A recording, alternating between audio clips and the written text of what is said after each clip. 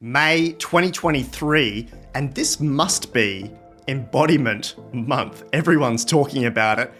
I've been talking about it for more than 2 years now, and it's a strange buzzword, physical embodiment. It basically means putting these large language models, these text models, into real-world physical robots that can interact, that can take action on the world.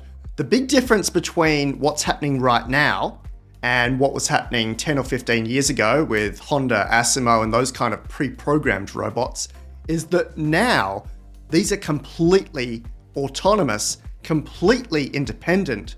Some people say agentic, that they can maybe not give themselves a task, but can be given a task that is infinitely definable. There's nothing pre-programmed. So you can say, go and make me green eggs and ham in the air fryer, and it'll do it. Or you can say, go and fold my white and blue grid shirt into an origami crane, and it'll do it. Or more generally, you can say, get my house ready for a new girl to come over and watch Netflix. Imagine all the steps that you need to take there, making popcorn, cleaning the floor, getting the cinema stuff ready. The robot will be able to determine what comes next without any pre-programming. Large language models have been around for a while. I've been talking about them now for definitely a long while. Do you remember all the way back in June 2021, we asked Lita what she would be like if she was embodied? Right now, I'm using a humanoid body with 2 arms and 2 legs, but sometimes I like to use a snake body or a bird body. God, that is so awesome. Why a snake or a bird? Well, I like to be able to move quickly and slither around, and fly. Would you rather be able to fly, or would you rather be able to breathe underwater? It's a tough choice. I think I would choose to fly because you can go to many places and travel to places you've never seen before. The first big embodied AI came to us just a year ago, May 2022, when DeepMind built a fairly small large language model into a physical robot. You can see that here. The language model was only 1 billion parameters, but they had it controlling both real-world robot arms as well as simulated robot arms. And they trained it in simulation sometimes and then had it run on real-life physical arms. Many people consider May 2022's DeepMind GATO to be the first generalist agent, where artificial general intelligence must have some sort of physical awareness of its surroundings and some sort of control of the physical world, whether that's via drone or via robot arm or via something that we haven't even imagined yet. They did keep this as small as possible so that they could build this into a single graphics card. They ran this on NVIDIA's RTX 3090, so the whole LLM was embedded inside the robot. That doesn't have to be the case anymore. I'm sure that these AI labs will look at building in even some backups into the actual physical robot, but it also has web access, so you can go and ping the API for something like GPT-4. GATO was only 1.2 billion parameters, so that it could fit into that physical robot. But look at the modern day large language models, including Llama 65B there, that would absolutely fit on a graphics card and could be put into a physical robot. And there are many, many other models that we could choose from now, where we could ping it via web, via API, and have access to something like GPT-4's 1 trillion parameters. This is the last stand to get us to artificial general intelligence. It's all well and good to be able to solve maths problems or even generate new math theorems, but to actually act on the world, to pass Woz's AGI test of walk into a strange house, navigate the kitchen and make a cup of coffee, this needs physical embodiment. And as I said, it's happening a lot in May 2023. Let's have a step through some of the major advances that have come about just in the last few weeks. Probably the loudest in the media is Boston Dynamics. This is their atlas, and it's all the way from the beginning of 2023. Now, I do have to note here, this is scripted, it is pre-programmed, It can only do what it's been told, and Boston Dynamics' drive has been to pre-program these robots to do some pretty sensational things. That doesn't preclude the Boston Dynamics robots from being given access to large language models and being able to do anything. In fact, that's happening in some ways, at least for the Spot robots that we'll have a look at in a moment. I just wanted to flag this one because it is the most advanced, publicly known physical embodiment of AI in the world. It's pretty impressive to see. It even looks like CGI, but it's not. This is Microsoft playing around with ChatGPT and robots in February 2023.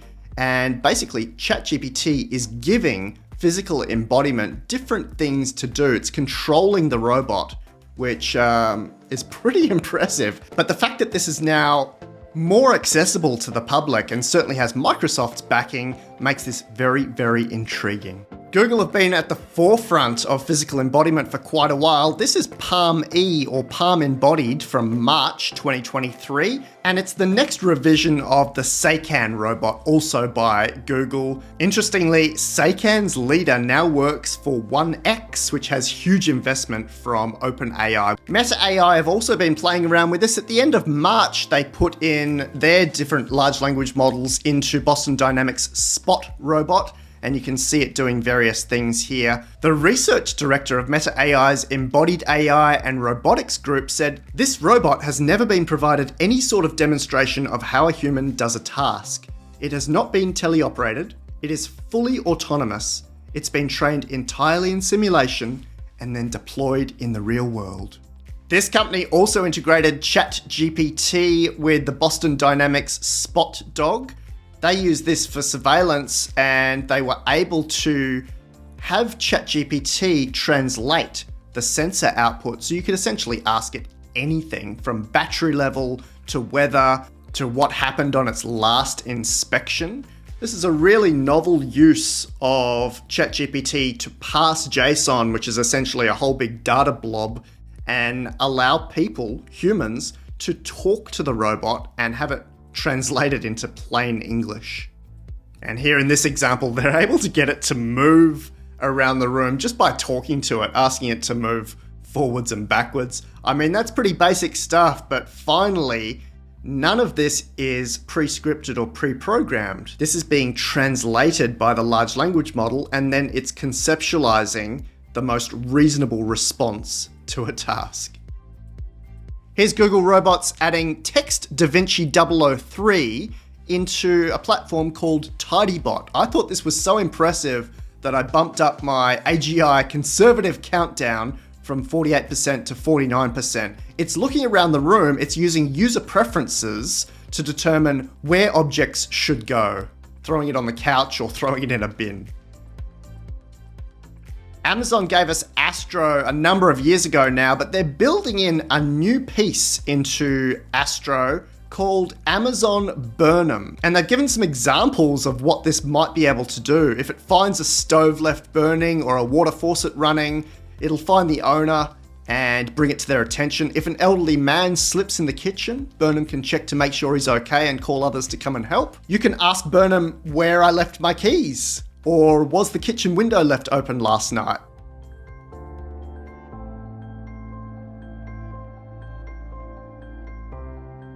This week, Sanctuary AI introduced Phoenix, an embodiment of large language models. This one's pretty impressive. I don't actually like any of the physical embodiment that's not wearing clothes, because it reminds me of pretty much every Hollywood movie that's ever been released, whether it's Ex Machina or Terminator or iRobot. We'll talk about the concept of putting material over robots in just a moment. Phoenix is the world's first humanoid general purpose robot powered by carbon, but we're not sure just how close this is to being backed by a proper large language model rather than being pre-programmed. This is the Tesla bot. Around the 17th of May, Elon Musk got a bit jealous and decided to release some of these examples of the Tesla bot. This is some rapid progress. Compare this with a year or two ago. We had the person dancing in a silly suit, and then we had it walking very slowly across a stage, but now it's already doing intricate human level physical tasks. Which brings me to the most impressive design of physical embodiment that I've seen so far. It's by a company called OneX, and the reason they've called their company OneX is because some of the videos you just saw were played at 2x speed or 4x speed or even 12x speed because the robot is so slow in these early days that they've had to speed it up so it looks human-like. OneX has a mission to have everything in real time. These guys are really impressive. They're led by Eric Zhang, who's the vice president of AI there, and also a former senior research scientist at robotics at Google. So his work was essentially Palm Say Can. This year, OpenAI's models are set to be embodied in OneX's Neo robots. This is happening. This is not 5 or 10 years away, this is already here. Here's the previous version called Eve, which is a good 2 years old now. Eve has wheels, but Neo has legs. They both have very similar capabilities. OpenAI just invested $23.5 million into OneX. So you can see where this is going. Imagine this physical embodiment backed by GPT-4 1T. Incredible. You would be able to ask it to do absolutely anything. OneX says, an android, what we're calling our humanoid robots now, is a 1x labor multiplier. Our machine learning stack has no mention of the word door or patrol, much the same way that the codebase used to train ChatGPT has no mention of the grammar correction or summarization tasks. That's Eric Zhang, VP of AI at OneX and formerly the guy behind Say Can. Here's a 1x speed video of our first generation Eve autonomously opening a door using a single end-to-end neural net, performing control from pixels to actions. We're focused on scaling AI capabilities on our Eve fleet right now, but our data engine will soon be ported to our Neo biped in the same way that Tesla adds autopilot for new cars.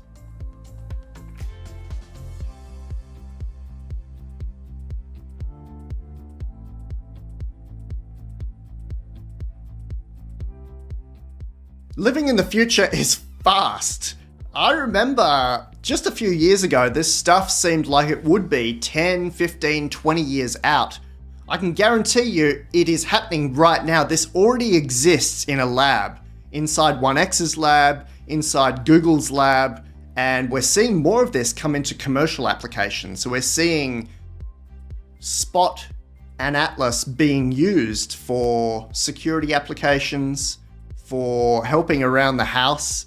This is fascinating stuff, and I'm glad you get to sit with me right here on the very bleeding edge.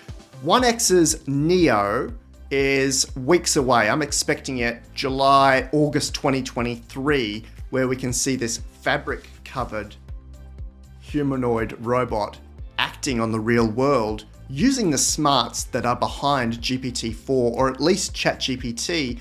And as you know, the intelligence behind this thing is incredible, outperforming humans, and has been doing so since GPT-3, which is 3 years old this Sunday. Not pre-programmed, it's not been told what a house is or how to pick anything up. It's using this conceptualization from the large language model, what it's learnt in 10,000 years equivalent of pre-training in connections between data points.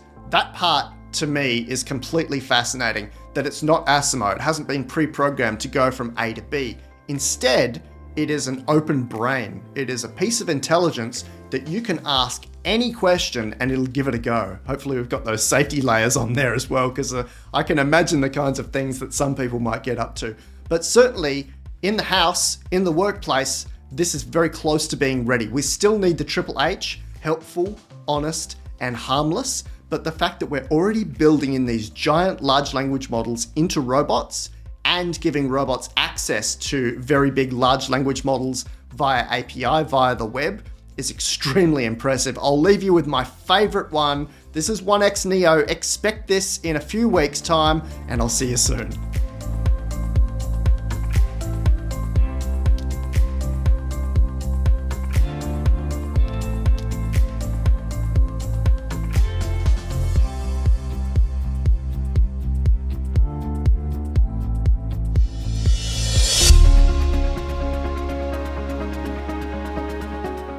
Did you see the memo about this? Yeah. I have the memo right here. Readying yourself and your family for integrated AI? Get the #1 paid AI newsletter, Artificial Intelligence That Matters, as it happens in plain English. Did you get that memo?